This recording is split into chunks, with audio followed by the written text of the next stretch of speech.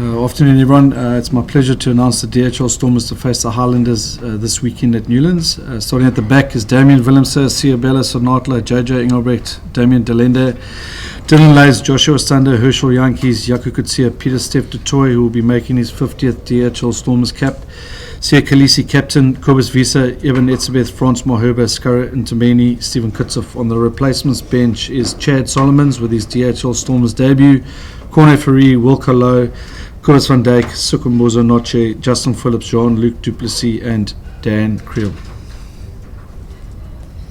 Just the one enforced change there, so quite nice to have consistency in selection. Yeah, it is. It's which I think is important at this stage of the competition, isn't it? So, it's good reward for the guys that played last weekend.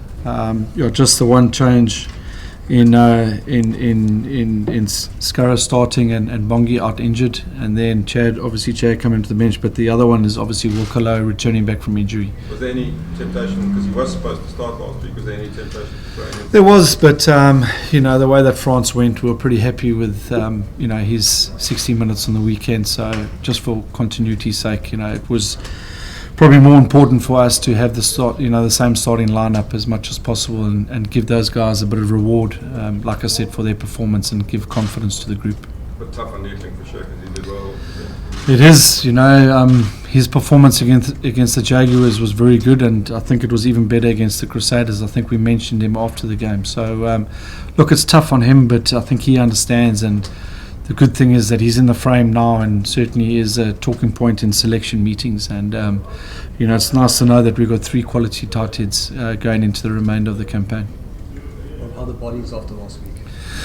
Yeah, look, it was obviously a tough physical match. The intensity was there, test match like, and obviously a couple of big hits, and so we actually rewarded the guys with a bit of a break on Monday.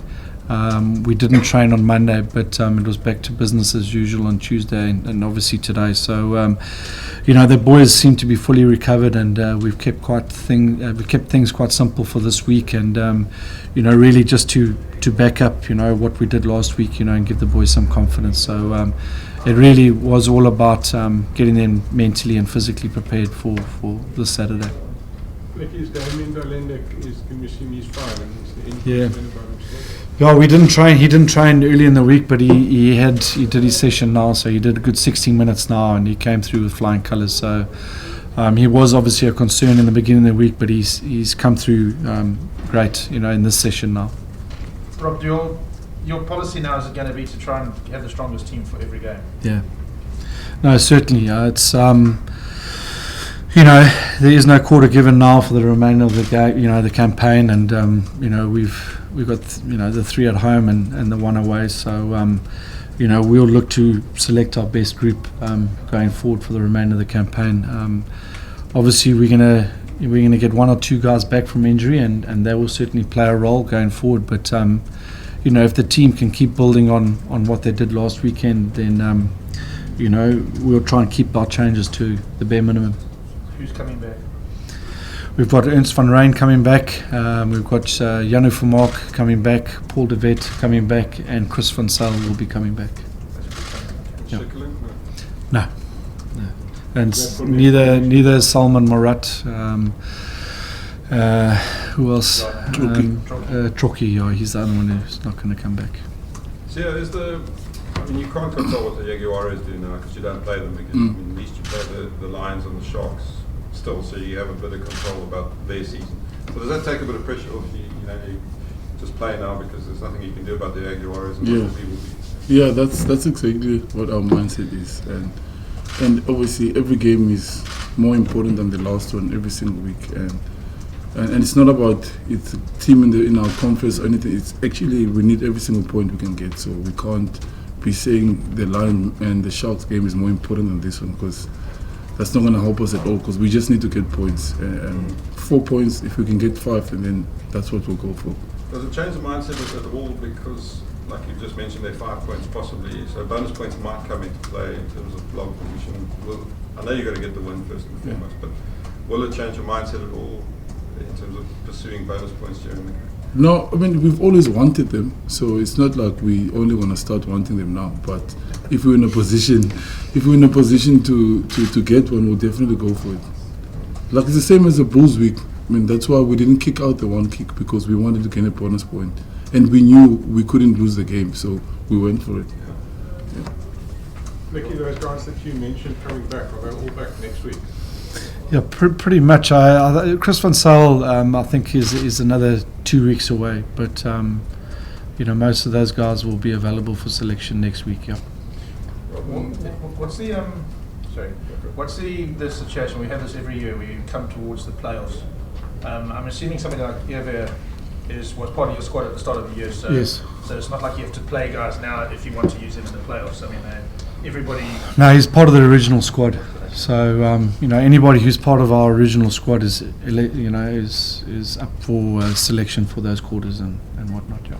Rob, you guys started pretty well against the Crusaders, but in other games you sort of struggled to get going. What's the emphasis this week to replicate what you did against the Crusaders? Look, I think obviously we had a look at what went well against the Crusaders and what we did during the week in order to get that response from the players. So what's important is that we get the exact same response in terms of the effort and the intensity and the attitude that the players took onto the field. Obviously, we would like our tactical game to come in early, which it did against the Crusaders, and that's allowed us to get that lead in the beginning.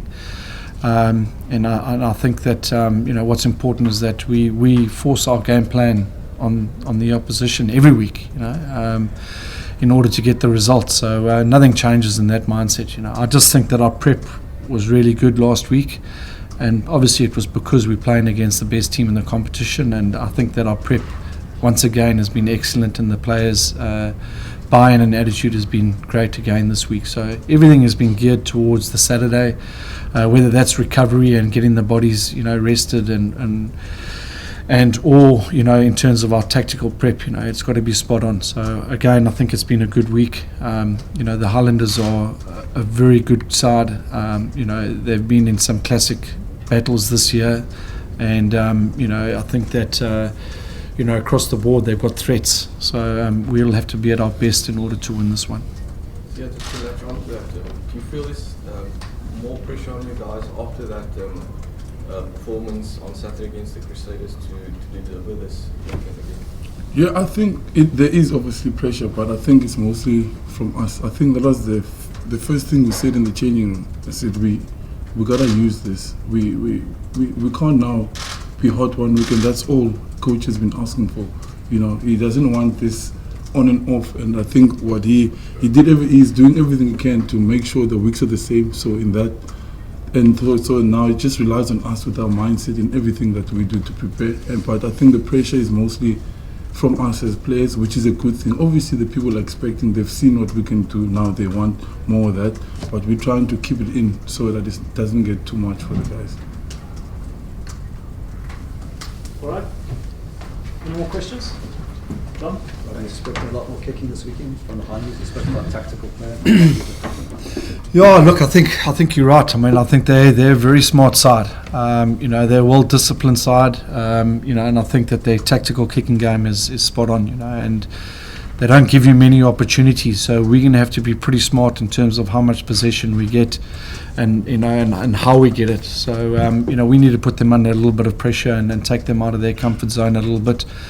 But they certainly do have a smart kicking game, and that's been pretty evident over the last 3 years in terms of the way they play. I think that they also play with decent width as well, which is a new challenge. I think our prep has gone well. The main thing is that we respect the way that they play tactically, but it's more about us and how we implement our own tactics on them, and that's been the real sort of shift, over the last sort of 2 weeks is really trying to empower our own game and focusing on that, and that's giving the players a lot of energy and a clear sort of mindset going into the game. Okay. Thanks everyone. Guys, 1-on-1 with Fleck.